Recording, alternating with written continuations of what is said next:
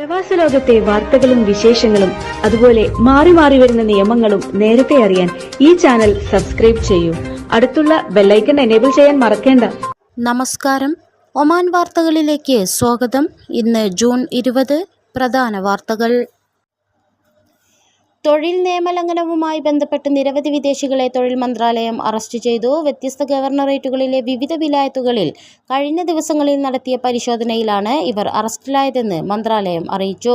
Directorate general of labour സംയുക്ത പരിശോധനാ സംഘത്തിന്റെ നേതൃത്വത്തിലായിരുന്നു നിയമലംഘകർക്കായുള്ള പരിശോധന. പ്രതികൾക്കെതിരെ നിയമ നടപടികൾ സ്വീകരിച്ചു. അധികൃതർ പരിശോധന തുടരുകയാണ്. ബലിപെരുന്നാൾ അവധി ദിനങ്ങൾ ആഘോഷപൂർവ്വം ചെലവഴിച്ച് ഒമാനിലെ സ്വദേശികളും വിദേശികളും. 9 ദിവസം തുടർച്ചയായി ഒഴിവ് ലഭിച്ച പെരുന്നാളിനെ ആഘോഷപൂർവ്വം കൊണ്ടാടുന്നതിന് ചൂട് വില്ലനാകുന്നുണ്ടെങ്കിലും എല്ലാം മറികടന്ന് വിനോദ കേന്ദ്രങ്ങളിലേക്ക് ഒഴുകുകയാണ് സഞ്ചാരികൾ. പെരുന്നാളിൻ്റെ ആദ്യ 2 ദിവസങ്ങളിലും വിനോദസഞ്ചാര കേന്ദ്രങ്ങളിലെല്ലാം നല്ല തിരക്കാണ് അനുഭവപ്പെട്ടത്. ദോഫാറിൻ്റെ വിവിധ ഭാഗങ്ങളിലാണ് കൂടുതൽ സഞ്ചാരികൾ എത്തിയത്. ജബൽ അക്തറിലും ജബൽ ഷംസിലും സന്ദർശകർ കുറവല്ല. മസ്കത്തിലെ ബീച്ചുകളിലും കോർണിഷുകളിലുമാണ് നിരവധി പേർ ഒഴുകിയെത്തിയത്. പാർക്കുകളിലും നൂറുകണക്കിന് പേരെത്തി. കുടുംബമായാണ് ഇവിടെ അധിക പേരും എത്തിയത്. വിവിധ സ്ഥലങ്ങളിൽ വാഹനങ്ങൾ വർദ്ധിച്ചത് കാരണം വൻ ഗതാഗതക്കുരുക്കും അനുഭവപ്പെട്ടു. നിരവധി ആഘോഷ പരിപാടികളാണ് അധികൃതരുടെ നേതൃത്വത്തിലും വിവിധ കൂട്ടായ്മകളുടെയും സംഘടനകളുടെയും നേതൃത്വത്തിൽ നടന്നത്. വരും ദിവസങ്ങളിലും രാജ്യത്ത് വിവിധ ആഘോഷ പരിപാടികൾ തുടരും. വരുന്ന വാരാന്ത്യങ്ങളും വ്യത്യസ്ത പരിപാടികളാണ് അരങ്ങേറാനിരിക്കുന്നത്. വ്യക്തിഗത bank account, debit, credit card വിവരങ്ങൾ ആവശ്യപ്പെടുന്ന ഫോണുകളും മെസ്സേജുകളും ശ്രദ്ധിക്കണമെന്ന് പൗരന്മാരെ ഓർമ്മിപ്പിച്ച് ഒമാൻ സെൻട്രൽ ബാങ്ക്. ഒമാനിൽ ഉൾപ്പെടെ ലോകത്തിന്റെ വിവിധ ഭാഗങ്ങളിൽ നിന്ന് ഇത്തരം തട്ടിപ്പുകൾ റിപ്പോർട്ട് ചെയ്ത പശ്ചാത്തലത്തിലാണ് ഇത്. രാജ്യത്തെ വിവിധ സർക്കാർ സ്വകാര്യ ഏജൻസികൾ മുന്നറിയിപ്പുകൾ നൽകുന്നുണ്ടെങ്കിലും ബോധവൽക്കരണ പ്രചാരണങ്ങൾ നടത്തുന്നുണ്ടെങ്കിലും ഇത്തരം സാമ്പത്തിക തട്ടിപ്പ് സംഭവങ്ങൾ തുടർച്ചയായി റിപ്പോർട്ട് ചെയ്യുന്നുണ്ടെന്ന് CBO സൂചിപ്പിക്കുന്നു. ഇത് സാങ്കേതിക വിദ്യകളുടെ ദ്രുതഗതിയിലുള്ള വികസനത്തിൻ്റെയും വിവരവിസ്ഫോടനത്തിൻ്റെയും കാരണമായിട്ടായിരിക്കാമെന്നും സൂചിപ്പിക്കുന്നു. ബാങ്കുമായി ബന്ധപ്പെട്ട രഹസ്യവിവരങ്ങൾ വെളിപ്പെടുത്തരുത്. അത് phone call, text message, social media എന്നിവയിലാണെങ്കിലും ശരി. ഇതു സംബന്ധിച്ച ബോധവും ജാഗ്രതയുമുണ്ടെങ്കിൽ ഒരിക്കലും തട്ടിപ്പുകളിൽ വീഴില്ല. ടെലികോം കമ്പനികളാണെന്നും ബാങ്ക് പ്രഖ്യാപിച്ച ക്യാഷ് പ്രൈസ് ആണെന്നുമൊക്കെ അവകാശപ്പെട്ട് അക്കൗണ്ട് വിവരങ്ങൾ തേടുന്ന സംഭവങ്ങളെ സംബന്ധിച്ച് ROP ഈ വർഷമാദ്യം ജാഗ്രത പുറപ്പെടുവിച്ചിരുന്നു. ബാങ്ക് അക്കൗണ്ട് വിവരങ്ങൾ, ATM പിൻ തുടങ്ങിയവയൊന്നും ഒരിക്കലും വെളിപ്പെടുത്തരുത്. സുരക്ഷിതമായ ബാങ്കിംഗ് അന്തരീക്ഷം രാജ്യത്ത് സൃഷ്ടിക്കലാണ് CBO ശ്രമിക്കുന്നത്. ബാങ്കുകൾക്കും പണവിനിമയ കമ്പനികൾക്കും സമയബന്ധിതമായ സർക്കുലറുകൾ, നിയമം, നിയന്ത്രണങ്ങൾ തുടങ്ങിയവയൊക്കെ നൽകി അന്തരീക്ഷം ശുചിയാക്കാൻ CBO ശ്രദ്ധിക്കാറുണ്ട്. നിർമ്മാണത്തിലിരിക്കുന്ന വീടുകളിൽ നാശനഷ്ടങ്ങൾ വരുത്തുകയും വൈദ്യുത കേബിളുകൾ മോഷ്ടിക്കുകയും ചെയ്തതിന് വിദേശികളെ റോയൽ ഒമാൻ പോലീസ് അറസ്റ്റ് ചെയ്തു. സുഹാർ വിലായത്തിലായിരുന്നു സംഭവം.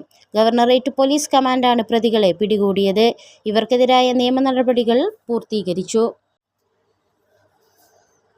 അന്താരാഷ്ട്ര സമാധാനത്തിനും സുരക്ഷയ്ക്കും ഗുരുതരമായി ഭീഷണിയായ ചെറു ആയുധങ്ങളുടെ വ്യാപനത്തിൽ ഒമാൻ അഗാധമായ ഉത്കണ്ഠ രേഖപ്പെടുത്തി. സായുധ സംഘടനകൾ വർദ്ധിപ്പിക്കുന്നതിനും തീവ്രവാദത്തിൻ്റെയും സംഘടിത കുറ്റകൃത്യങ്ങളുടെയും വർദ്ധിച്ചുവരുന്ന പ്രതിഭാസങ്ങൾക്കും ഇത് സംഭാവന നൽകുമെന്നും വ്യക്തമാക്കി. ചെറു ആയുധങ്ങളുടെ അനധികൃത വ്യാപാരം തടയുന്നതിനും ചെറുക്കുന്നതിനും ഉന്മൂലനം ചെയ്യുന്നതിനുമുള്ള പ്രവർത്തന പരിപാടികൾ നടപ്പാക്കുന്നതിലെ പുരോഗതി അവലോകനം ചെയ്യുന്ന UN സമ്മേളനത്തിൽ ഒമാന്റെ first secretary Muhammad bin Ali al ഷഹിയാണ് ഇക്കാര്യം വ്യക്തമാക്കിയത്. ഐക്യരാഷ്ട്രസഭയിലേക്കുള്ള ഒമാന്റെ സ്ഥിരം പ്രതിനിധി സംഘത്തിലെ അംഗമാണ് Muhammad bin Ali al Shahi. ഈ ആയുധങ്ങളുടെ അനധികൃത വ്യാപാരം തടയുന്നതിനും ചെറുക്കുന്നതിനും ഉന്മൂലനം ചെയ്യുന്നതിനുമുള്ള പ്രവർത്തന പരിപാടികളോടുള്ള പൂർണ്ണ പ്രതിബദ്ധത ഒമാൻ വ്യക്തമാക്കുകയും ചെയ്തു. ഇത്തരം ആയുധങ്ങളുടെ അനധികൃത വ്യാപാരത്തെ ചെറുക്കുന്നതിന് നിയമപരവും സ്ഥാപനപരവുമായ ചട്ടക്കൂടുകൾ ശക്തിപ്പെടുത്തുന്നതിന് സ്വീകരിച്ച നടപടിക്രമങ്ങളെക്കുറിച്ച് സുൽത്താനേറ്റ് വിശദീകരിച്ചു. അനധികൃത തെരുവു കച്ചവടങ്ങൾ വ്യാപിച്ചതോടെ കർശന നടപടികളുമായി നഗരസഭ അധികൃതർ. ഉപഭോക്താക്കൾ കൂടുതലായി തേടിയെത്തുന്ന ഉൽപ്പന്നങ്ങളാണ് വാഹനങ്ങളിൽ വെച്ചും വഴിയരികിലെ മരത്തണലിലും കച്ചവടം തകൃതിയായി നടക്കുന്നത്. അധികൃത ലാബുകളിൽ പരിശോധനയ്ക്ക് വിധേയമാക്കാത്ത ഉൽപ്പന്നങ്ങളാണ് ഇത്തരത്തിൽ വിൽപ്പനയ്ക്കെത്തുന്നവയിൽ ഏറെയും. ഇത് ആരോഗ്യ പ്രശ്നങ്ങൾക്ക് ഇടവരുത്തുന്നതിനാലാണ് നഗരസഭ പരിശോധിക്കുന്നത്. അനുമതിയില്ലാതെ കച്ചവടം നടത്തുന്നവരാണ് ഇവരിലേറെയും. പഴം, പച്ചക്കറികളാണ് ഇത്തരത്തിൽ വഴിക്കച്ചവടക്കാരിൽ നിന്ന് കൂടുതലായി ലഭിക്കുന്നത്. ജലാംശം കൂടുതലുള്ള പഴങ്ങൾക്ക് ആവശ്യക്കാർ കൂടുതലാണെന്നതിനാൽ ഇവ സുലഭമാണ്. തണ്ണിമത്തൻ, ഓറഞ്ച്, മുസമ്പി, വാഴപ്പഴം, മുന്തിരി തുടങ്ങിയവ തെരുവിലെത്തുന്ന കച്ചവടക്കാരിൽ നിന്ന് ലഭിക്കും. വില കുറയുന്നതും ഉപഭോക്താക്കളെ ആകർഷിക്കുന്നുണ്ട്. ഒമാന്റെ വിവിധ പ്രദേശങ്ങളിൽ വേനൽ മഴ തുടരുന്നു. ധോഫറിലെ ജബൽ പ്രദേശങ്ങൾ ഉൾപ്പെടെയുള്ള സ്ഥലങ്ങളിലാണ് സാമാന്യം ഭേദപ്പെട്ട മഴ ലഭിച്ചത്. വാദികൾ നിറഞ്ഞൊഴുകി റോഡുകളിൽ നേരിയ തോതിൽ വെള്ളം കയറി. അനിഷ്ട സംഭവങ്ങളൊന്നും എവിടെ നിന്നും റിപ്പോർട്ട് ചെയ്തിട്ടില്ല. മഴ ലഭിച്ച സ്ഥലങ്ങളിലെല്ലാം താപനില കുറഞ്ഞിട്ടുണ്ട്. രാജ്യത്തിന്റെ വിവിധ ഗവർണറേറ്റുകളിൽ കാറ്റിന്റെയും ഇടിയുടെയും അകമ്പടിയോടെ മഴ തുടരുമെന്ന് ഒമാൻ കാലാവസ്ഥാ നിരീക്ഷണ കേന്ദ്രം അറിയിച്ചു. കഴിഞ്ഞ ആഴ്ച മുതൽ തന്നെ വിവിധ സ്ഥലങ്ങളിൽ നേരിയ തോതിൽ മഴ ലഭിച്ചിരുന്നു. താപനില ഉയർന്ന് ചൂട് കഠിനമായതോടെ പ്രഭാത സവാരിയും സായാഹ്ന നടത്തവും കുറഞ്ഞു. രാവിലെയും വൈകുന്നേരങ്ങളിലും വ്യായാമ നടത്തത്തിന് ഇറങ്ങുന്നവരുടെ എണ്ണം കുറഞ്ഞു വരുന്നു. നല്ല നടപ്പിന് നഗരസഭകൾ ഒരുക്കിയ പാതകളിലും പാർക്കുകളിലും കോർണിഷിലും ബീച്ചുകളിലും സവാരിക്കെത്തുന്നവരിൽ വലിയ കുറവുണ്ടായി. കഴിഞ്ഞ മാസങ്ങളിൽ സാഹചര്യം വ്യത്യസ്തമായിരുന്നു. കാലാവസ്ഥ അനുകൂലമായിരുന്നതിനാൽ ഒറ്റയായും സംഘം ചേർന്നുമുള്ള നടത്തത്തിന് നിരവധി പേർ എത്തിയിരുന്നു. പുലർച്ചെ സമയങ്ങളിലും വൈകിട്ടും കുടുംബമായും നടത്തം ശീലമാക്കിയവരുണ്ട്. ഇവരെല്ലാം ചൂടിൽ പുറത്തിറങ്ങാൻ മടിക്കുകയാണ്. ശൈത്യകാലത്താണ് അധിക പേരും നടക്കാനിറങ്ങുന്നത്.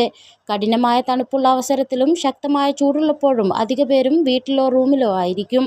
തണുത്ത കാലാവസ്ഥയിൽ 12 കിലോമീറ്റർ വരെ നടക്കുന്നവരുണ്ട്. ഓഫീസിലേക്ക് കാൽനടയായി പോകുന്നവരുമുണ്ട്. എന്നാൽ നിലവിൽ അന്തരീക്ഷം ശീതോഷ്ണ നിലയിലേക്ക് മാറുകയാണ്. അന്തരീക്ഷ ഈർപ്പവും ചൂടുകാറ്റും ഉയരുന്നതിനാൽ പലരും പുറത്തെ നടത്തം ഒഴിവാക്കുന്നു. വീടുകളിൽ വ്യായാമ സൗകര്യങ്ങൾ ഒരുക്കി താമസ സ്ഥലത്തു വെച്ച് തന്നെ ആരോഗ്യ സംരക്ഷണം തുടരുകയാണ് ചിലർ. ഉഷ്ണകാലത്ത് ആരോഗ്യ സംരക്ഷണത്തിന് ആരോഗ്യ വിദഗ്ധർ നിർദ്ദേശിക്കുന്ന ഭക്ഷണശീലവും ജീവിതക്രമവും ഇവർ പാലിക്കുകയും ചെയ്യുന്നു. 3 ദിവസങ്ങളിലായി നടക്കുന്ന അൽ അവാബി ഈദ് വിനോദോത്സവത്തിന് തെക്കൻ ബാത്തിന ഗവർണറേറ്റിൽ തുടക്കമായി. പൈതൃകവും വിനോദസഞ്ചാര ഘടകങ്ങളും പ്രോത്സാഹിപ്പിക്കുന്നതിനും ബിസിനസ് ഉടമകൾ, ഉൽപാദനക്ഷമതയുള്ള കുടുംബങ്ങൾ, സാമൂഹിക സുരക്ഷാ കുടുംബങ്ങൾ എന്നിവരെ പിന്തുണയ്ക്കുകയുമാണ് ഫെസ്റ്റിവൽ ലക്ഷ്യമിടുന്നതെന്ന് ഫെസ്റ്റിവൽ സംഘാടക സമിതി ചെയർമാൻ പറഞ്ഞു. മത്സരങ്ങൾ, കുട്ടികൾക്കുള്ള വിനോദ ഗെയിമുകൾ, വിവിധ നാടൻ കലകൾ, നാടകം, സാംസ്കാരിക കലകൾ, പാരാഗ്ലൈഡിംഗ് തുടങ്ങി എല്ലാവർക്കും ആസ്വാദകരമായ തരത്തിലുള്ള പരിപാടികളാണ് ഇവിടെ ആസൂത്രണം ചെയ്തിരിക്കുന്നതെന്നും അധികൃതർ വ്യക്തമാക്കി. ഖരീഫ് ആസ്വദിക്കാൻ ധോഫർ ഗവർണറേറ്റിലെത്തുന്ന വിനോദസഞ്ചാരികൾക്ക് സുരക്ഷാ മാർഗനിർദ്ദേശങ്ങൾ. അധികൃതർ എല്ലാവിധ മുന്നൊരുക്കങ്ങളും പൂർത്തിയാക്കിയിട്ടുണ്ട്. ദാഖിലിയ, ദാഹിറ, അൽവുസ്ത ഗവർണറേറ്റുകളിലെ ധോഫർ ഗവർണറേറ്റിലേക്കുള്ള റോഡുകളിൽ എന്തെങ്കിലും അപകടങ്ങളുണ്ടായാൽ അവയെ നേരിടാൻ സംവിധാനമൊരുക്കിയിട്ടുണ്ട്. തെക്കൻ ഷർക്കിയയെ അൽവുസ്ത, ധോഫർ എന്നിവയുമായി ബന്ധിപ്പിക്കുന്ന തീരദേശ റോഡിലും സംവിധാനങ്ങൾ സ്ഥാപിച്ചിട്ടുണ്ട്. ധോഫറിലെത്തുന്നവർ സന്ദർശന വേളയിൽ സുരക്ഷാ നിർദ്ദേശങ്ങൾ പാലിക്കണമെന്നും യാത്രയ്ക്ക് നന്നായി മുന്നൊരുക്കങ്ങൾ നടത്തണമെന്നും അധികൃതർ. വാഹനങ്ങൾ അറ്റകുറ്റപ്പണി നടത്തി പരിപാലിക്കുക, ഫസ്റ്റ് എയ്ഡ് ബാഗ് കരുതുക, പ്രവർത്തിക്കുന്ന അഗ്നിശമന ഉപകരണം തുടങ്ങിയ കാര്യങ്ങൾ ഉറപ്പാക്കണം.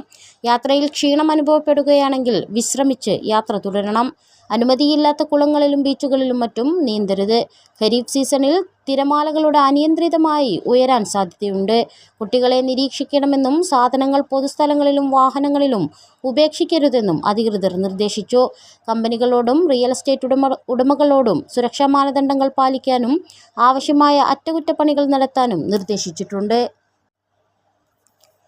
രക്തദാനം വർദ്ധിപ്പിക്കാൻ സ്വദേശികളോടും വിദേശികളോടും ആവശ്യപ്പെട്ട് ഒമാൻ ബ്ലഡ് ബാങ്ക്. വിവിധ ബ്ലഡ് ഗ്രൂപ്പുകളുടെ ആവശ്യകത വർദ്ധിച്ചു വരുന്ന സാഹചര്യത്തിലാണ് അധികൃതർ ആവശ്യവുമായി രംഗത്തെത്തിയിരിക്കുന്നത്.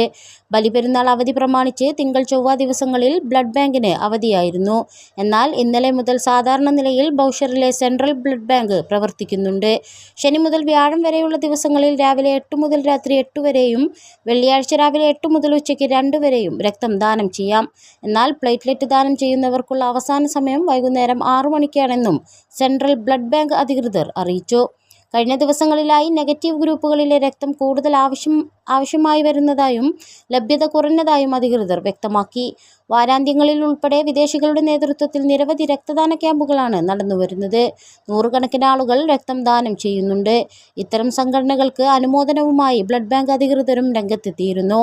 മലയാളികൾ ഉൾപ്പെടെ നേരിട്ട് ബോഷർ ബ്ലഡ് ബാങ്ക് ആസ്ഥാനത്തെത്തി രക്തദാനം നടത്തുന്നവരും ഏറെയാണ്. ഈ വർഷത്തെ ഹജ്ജ് വിജയകരമായി നടത്താൻ കഴിഞ്ഞതിൽ സൗദി രാജാവിനെ അഭിനന്ദിച്ച് ഒമാൻ ഭരണാധികാരി സുൽത്താൻ ഹൈതം ബിൻ താരിഖ് കേബിൾ സന്ദേശം അയച്ചു.